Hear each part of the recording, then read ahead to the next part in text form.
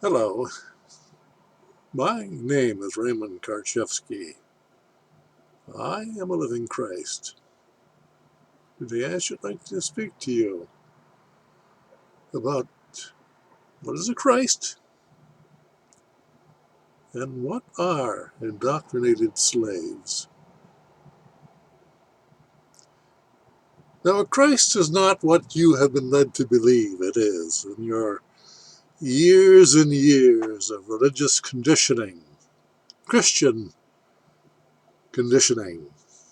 I myself was raised a Catholic, went to a Catholic school for 8 years, tried my damnedest to understand the superstitious gibberish that was being offered and demanded that it be accepted as one's belief. I could not do that. I was a young boy, yet I clearly saw the deception afoot in such conditioning, and I could not lend myself to that conditioning, despite 8 years of conditioning, of schooling. Now, what is a Christ? Unlike what you have been led to believe in your belief-oriented religion, a Christ is not a person, but a state of consciousness. It is a man or a woman beyond the intellectual grasp of the conscious mind, the satanically ruled and conditioned and indoctrinated mind. That's the mind that we all try to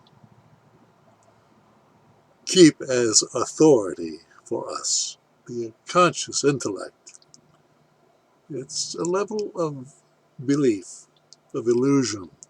It's not true because it cannot be holistic. It is always a limited, time-bound, linear, thought, memory-based idea. Nothing more, nothing less. Therefore, it is a product of one's intellect, and therefore it is limited. Now, Christ, on the other hand, is a man who has transcended the intellect and is now in the state of infinity, unbounded, timeless, without limitation. In other words, he is of the subconscious mind. You see, we have two minds. We all have two minds. You have two minds. I have two minds. The difference between you and me is merely that I am quite aware of that factor, while you are not. You are slaves to your indoctrinated, intellectually caused mind, your conscious mind. That's the mind of images, of illusion, of authority, and of slaves. It's a dualistic dichotomy that creates division in all matters that are based in words. Words and ideas are merely products of the intellectual mind and can be found nowhere else. However, because of this plane of existence in which we live, we are limited to such words and ideas rather than being able to communicate telepathically, directly, through the balance of words and feelings, where one is whole, one is complete, one is the energy that is being expressed in the moment of eternal now. Now, when one lives in their intellect, they are living in a time-bound, intellectual, fragmented, memory-based mind. You understand that? That makes them limited. They have boundaries, their own limitations of understanding. And they cannot go beyond those boundaries. And that is what accounts for the ignorance that proliferates within a civilized world. And we live in that kind of world. We live in a man-made, a satanic-bound, intellectually controlled environment. And it is a lie, therefore. It cannot be true, because all things that are limited and bound are lies. Truth is what is. It creates all things in the fact of the moment of creation of now. It needs no explanation. It needs no definitions. It requires no support. It is what is. That is truth. That is love. That is life. That is God. It is all unbounded energy. The energy of what is, that cannot be disintegrated or affected any way by intellectual thought, which is all limited illusion. Now, you and I are of the nature of infinite spirit. That infinite spirit is what some may call God. We are all part of that one God, that one spirit. However, our intellect interferes and decrees separations, divisions, beliefs. And so, based on our own consensual limitations, we accept the boundaries which control our quality of life. We have lost our ability to live in the balance of the subconscious, infinite mind of truth, mind of God, the mind of creation, and we are imprisoned, if you will, by our own intellectual boundaries of ideas. That separates us. That creates duality. It creates the illusion of division, the me and the you. And it creates conflict when we continue to relate to one another from the standpoint of our own limited intellectual thoughts. How have those thoughts arrived in us? Through our conditioned parents. They conditioned us into their conditioned pattern, their philosophies, their social contracts, and what have you. Then they send us to school, elementary school, high school, college, university, postgraduate work. It's all further conditioning of the intellect. There can be no question, there can be no argument there. That is the factor which limits all of us, which creates countries, which creates nations which are at war, in conflict with one another. It creates greed, which creates the wealth and poverty of those nations and those peoples of those nations who are controlled by their belief of their nation's laws, which are nothing more than national beliefs, satanic beliefs. They're not true. You understand? But they are believed to be true if you abide and consent to belong to a school, the government, the religion, any social status that you may see via your intellect. You create the illusion of separation, and therefore you create the conflict and contradiction that overwhelms you all the time.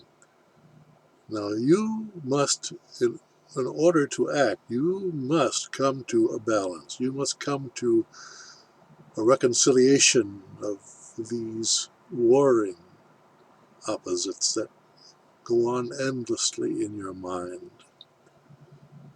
That's the simple fact of making up your mind. We all must do that in order to act. However, how many of us can, in fact, make up our minds? Well, we make decisions, but those decisions are faulty.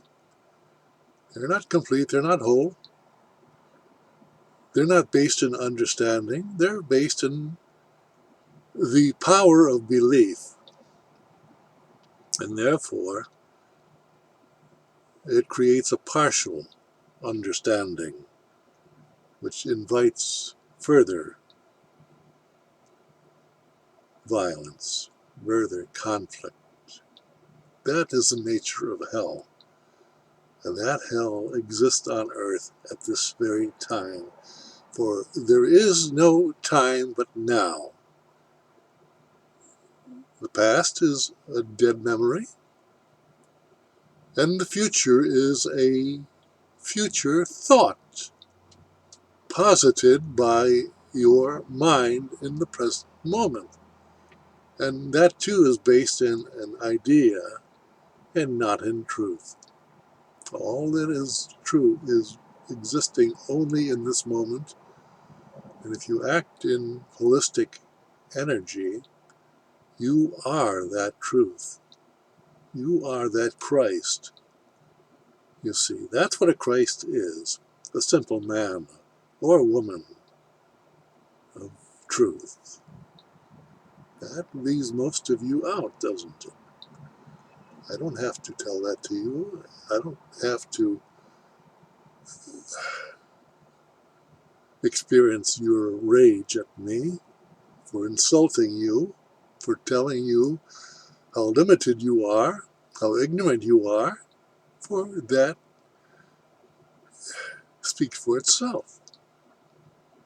All you have to do is be honest with yourself and observe your actions and your reactions to words by another, such as I, speaking to you, and see the rage that comes up within you, to the simple truth spoken by this living Christ.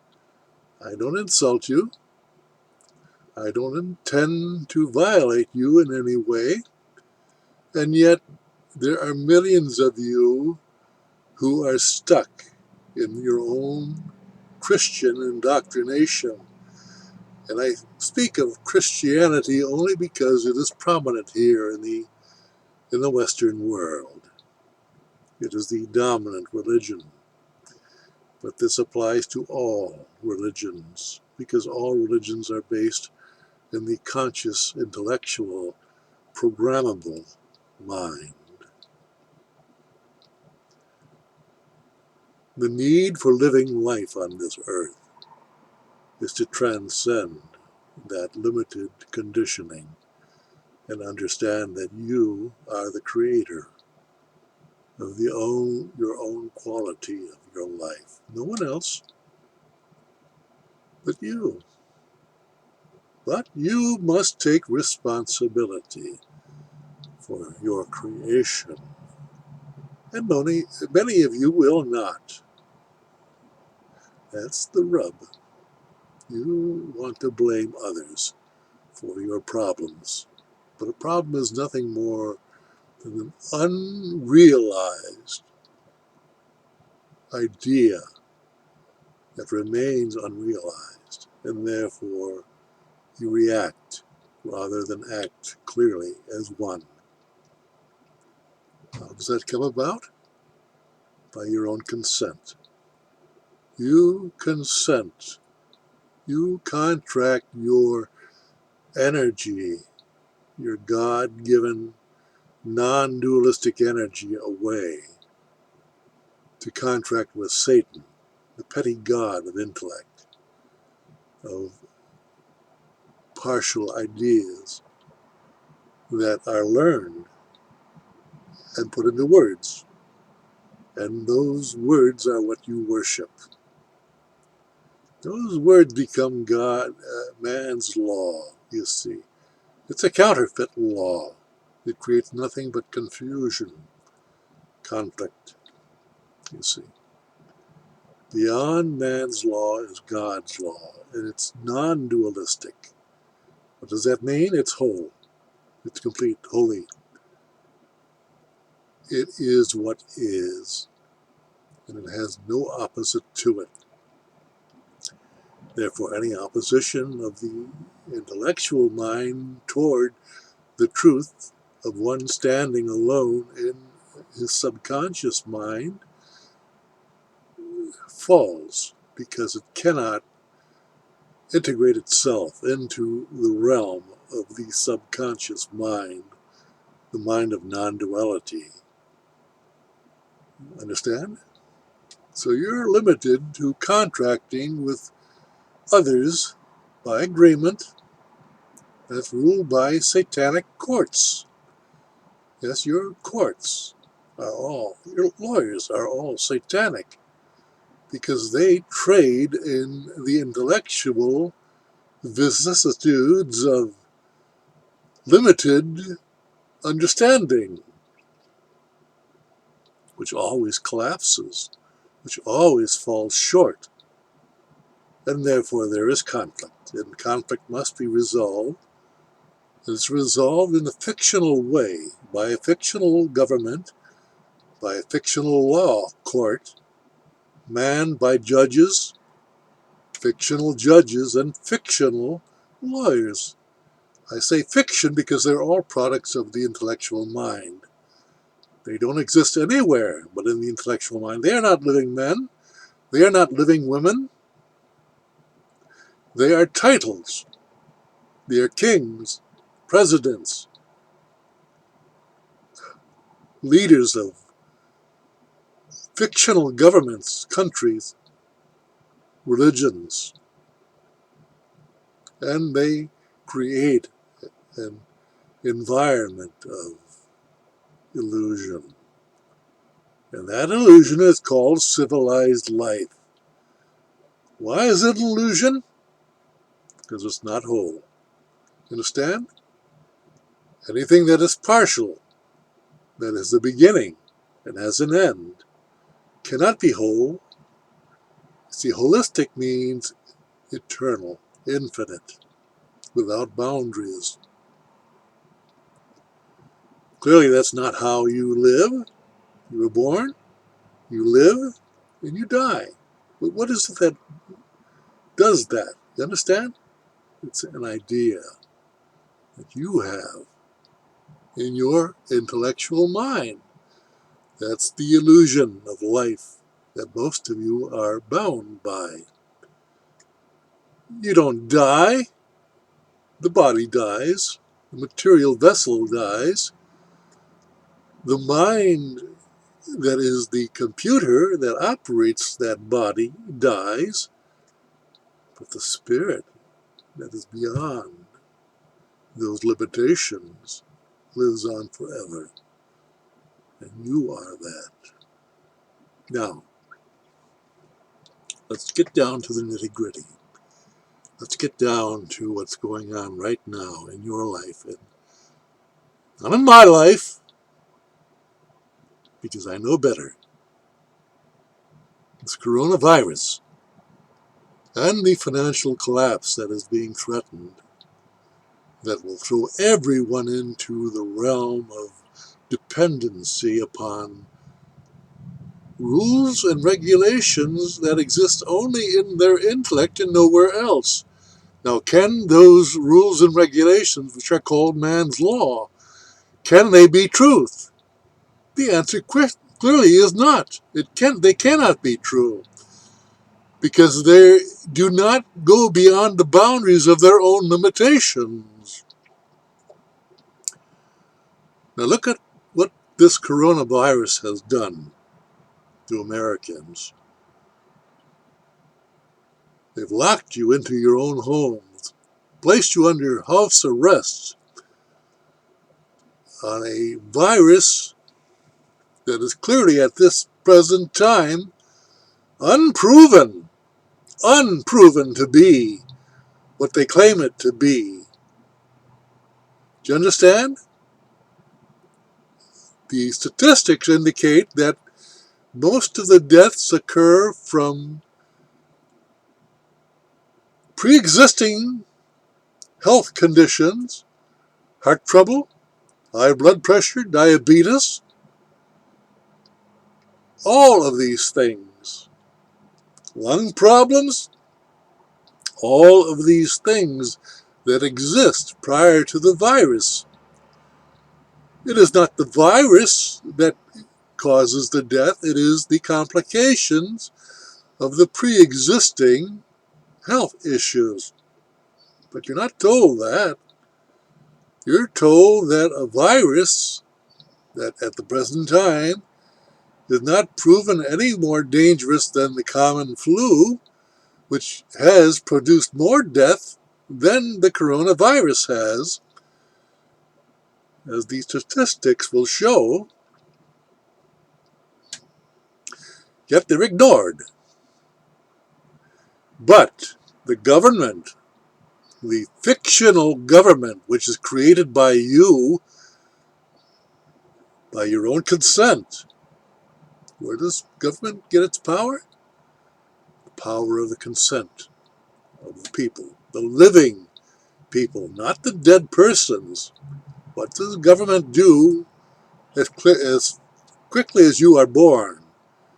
They attempt a fraud to convert you into a person through birth certification, a non-living entity, much like a GI is to the army, or human resources are to the factors of commerce. You see, they're all non-entities that believe that they're living. But that's an illusion, because life, death, birth, and death are periodic. They're limited, and therefore they cannot be true. Now, a simple man of truth is one who has transcended that. That's a Christ. That's who I am. And I'm talking to you in this body and in this mind, and all you can see is the body and mind. Therefore, I must be just like you. But I'm not. That's clear, because I have said a great deal of you by pointing out that you're limited by your own beliefs. Understand? Now, law enforcement net is closing in on your rights as an American born in America of the sovereign states, unless you have committed yourself to be a citizen, a 14th Amendment citizen, and therefore a slave by your own consent. Have you done that? Are you even aware of that's what you've done? And that's what must be rebutted at the present time. You understand? If you do not change your legal status, you acknowledge their power over you as a master, as one who does your thinking for you, takes responsibility for your life. Because to you, or to them rather, you are subhuman. You're not a person. You're not a living man or woman. You're a person. That's who they're dealing with. That's who they can put in jail. They can arrest at any time because you are not a living man and you have no rights of a living man. You've consented them away without knowing it. You understand? The true fact is that government is a fiction that comes from your own intellectual mind, but you don't agree with that. You are not aware of that. You believe they have power over you, and your belief is what makes you a slave. I'm here to tell you that I have gone to the Oregon courts, and I called their bluff. They tried to put me away for 40 years, thinking that I was a person who would go along because of their power. They have no power. I proved that. I renounced.